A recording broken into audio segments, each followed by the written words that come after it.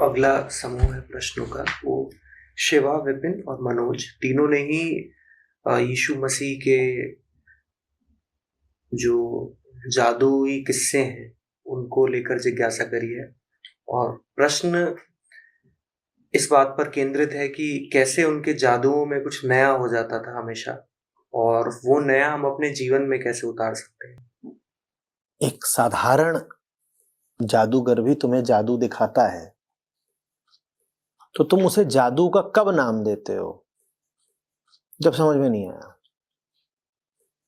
ठीक, तो जादू की पहचान है घटना का समझ में न आना।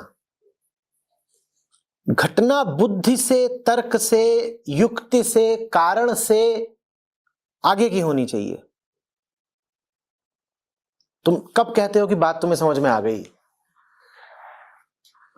भाई, जादूगर ने टोपी उठाई और उसमें से खरगोश निकल पड़ा।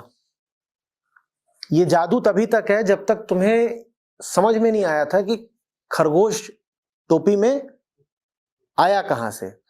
पर अगर आगा पीछा स्पष्ट हो जाए, अगर कारण दिख जाए, तो फिर जादू जादू नहीं रह गया ना।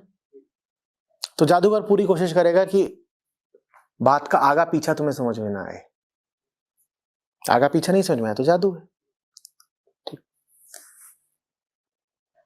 तो झूठा जादू दिखाने के लिए भी कारण की अनुपस्थिति मूल शर्त है।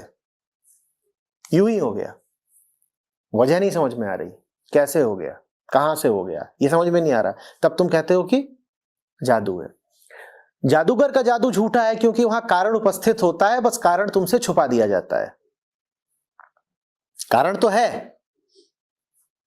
पर उसकी कारीगरी इसमें है कि उसने वो कारण छुपा दिया।